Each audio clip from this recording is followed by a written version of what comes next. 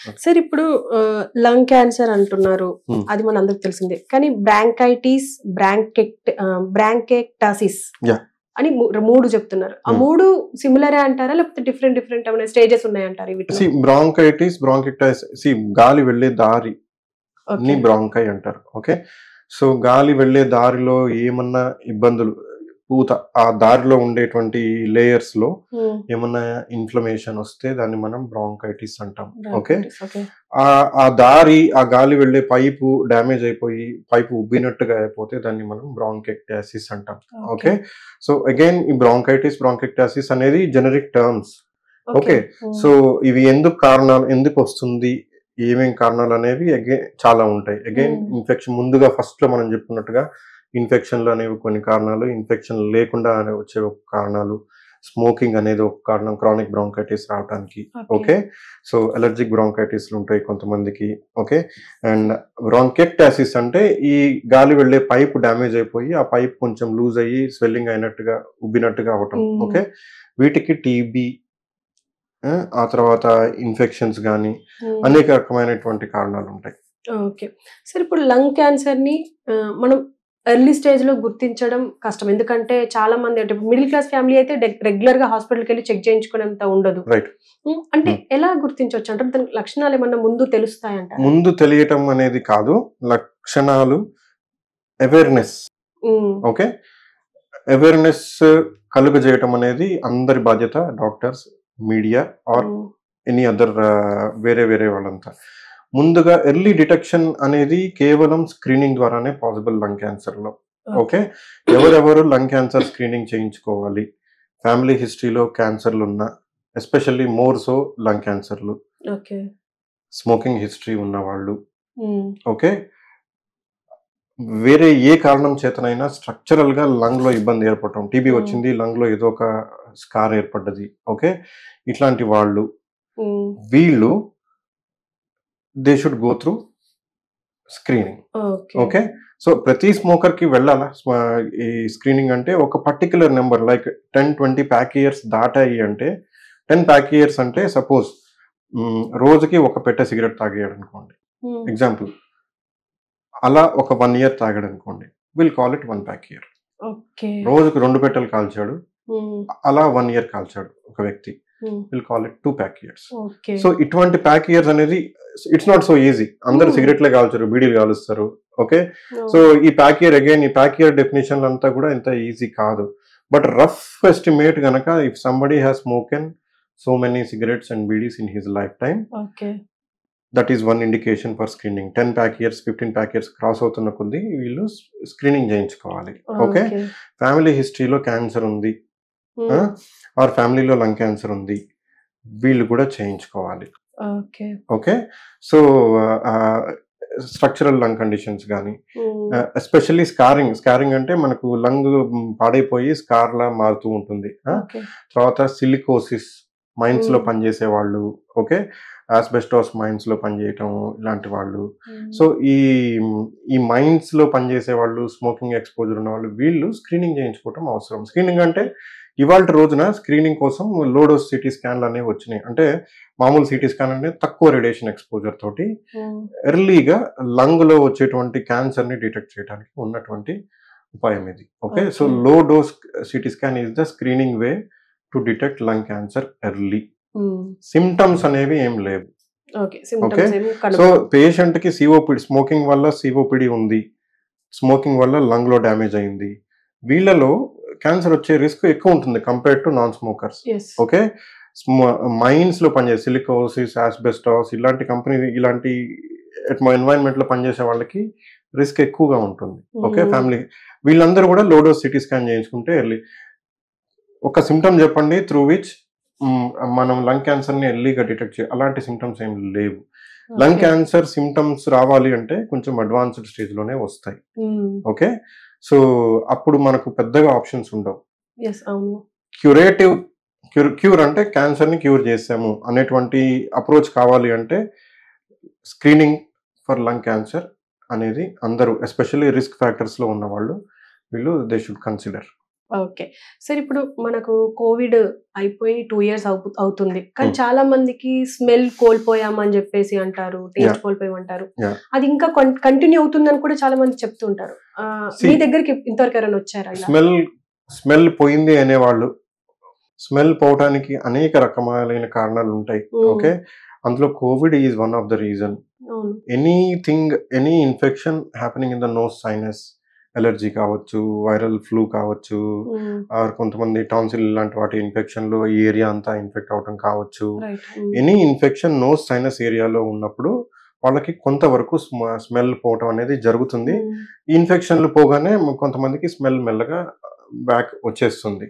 వీటికి ప్రత్యేకమైనటువంటి ట్రీట్మెంట్లు ఏమి ఉండవు. కొంతమందికి కోవిడ్ తర్వాత లాంగ్ కోవిడ్ ఉన్న వాళ్ళకి, లాంగ్ కోవిడ్ అంటే 3 నెలలు దాటింది కానీ కోవిడ్కి సంబంధించినటువంటి కాన్సిక్వెన్సెస్తో వాళ్ళు ఇంకా including neuropathy, including muscle weakness కానీ, ఇంక్లూడింగ్ బ్రెత్లెస్నెస్ కానీ, ఇంక్లూడింగ్ దగ్గు, అప్పుడప్పుడు దగ్గు రావటం, ఆస్తమా లాంటి కండిషన్స్లో, ఇలాంటివి లాంగ్ కోవిడ్ అన్ని రకాల ఆర్గాన్స్ సంబంధించిన సిమ్టమ్స్ తోటి పేషెంట్స్ ప్రెజెంట్ అవుతున్నారు, ఇంకా సఫర్ అవుతున్నారు.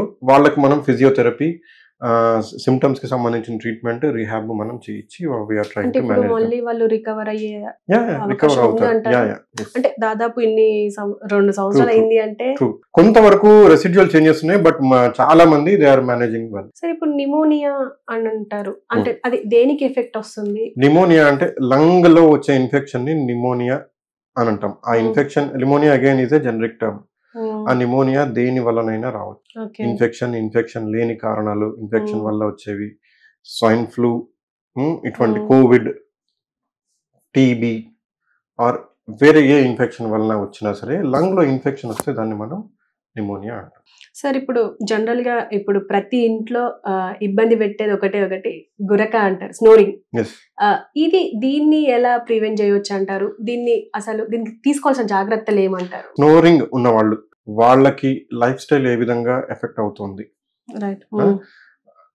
ఫస్ట్ థింగ్, నిద్ర బాగానే ఉందా వాళ్ళది?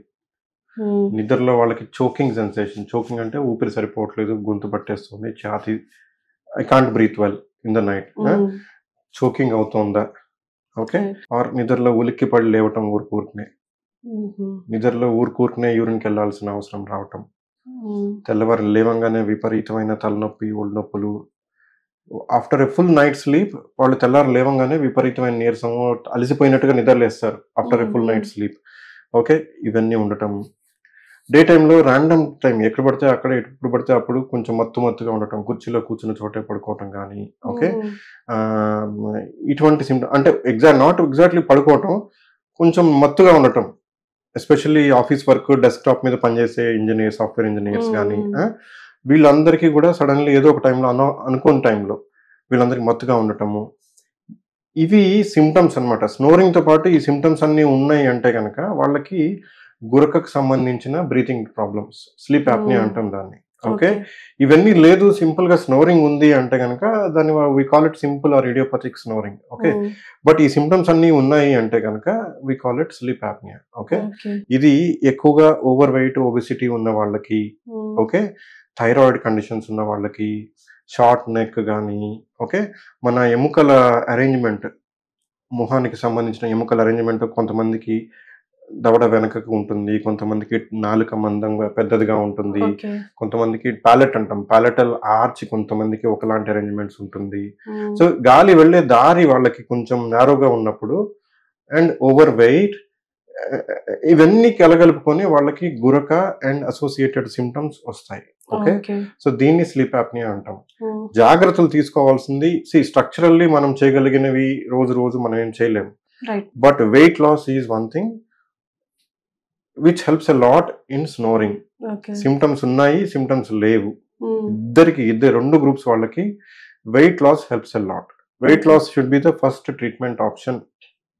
ఓకే, బట్ ఎవరికైతే సిమ్టమ్స్ ఉన్నాయో వెయిట్ లాస్ అనేది వారం రోజుల్లో, 2 వారాల్లో, నెలల్లో జరగదు. కొంతమందికి అచీవ్ చేయడం చాలా కష్టంగా ఉంటుంది.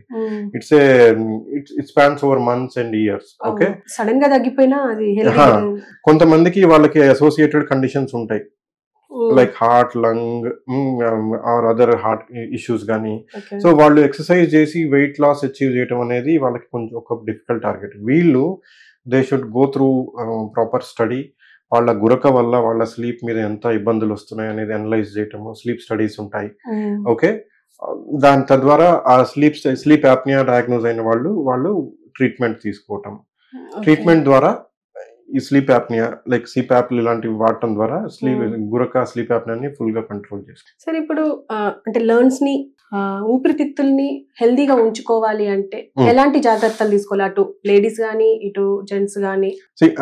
నేను సజెస్ట్ చేసేవి 2-3 థింగ్స్ అండి. Okay, for both ladies gents, చిన్న పెద్ద అందరికి. Okay, breathing exercises always help.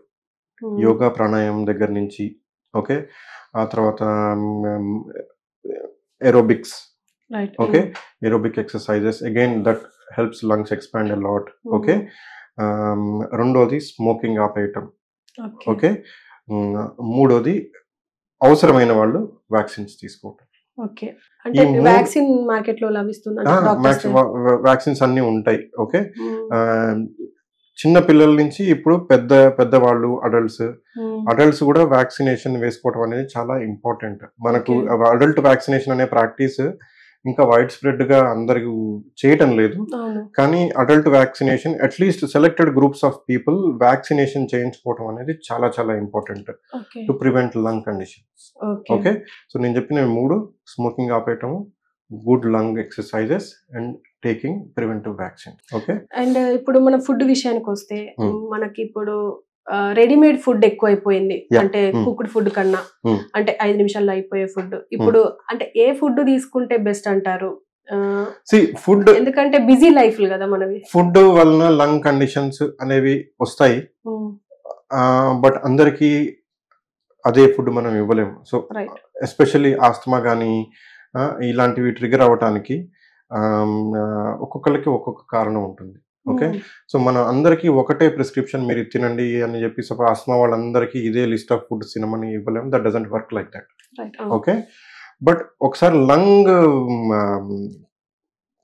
Structurally problem వచ్చింది, లంగ్ ఫెయిల్యూర్ లో ఉన్నారు, ఆక్సిజన్ మీద ఉన్నారు, వీళ్ళు ఒకలాంటి ఫుడ్ తీసుకోవాలి. అంటే వీళ్ళు కార్బోహైడ్రేట్స్ ని కొంచెం క్వాంటిటీ తగ్గించి ప్రోటీన్స్, ఫ్యాట్స్ ఇలాంటివి ఎక్కువ తీసుకోవాల్సిన అవసరం ఉంటుంది వాళ్ళకి. బికాస్ కార్బోహైడ్రేట్స్ వాటి వలన వచ్చేటువంటి కార్బన్ డైఆక్సైడ్ కానీ లంగ్ బయటికి వాష్అవుట్ చేయడానికి లంగ్ మీద లోడ్ ఎక్కువ అవుతుంది. ఓకే, సో వాళ్ళు కొంచెం కార్బోహైడ్రేట్ కంటెంట్ తగ్గించాలి. బట్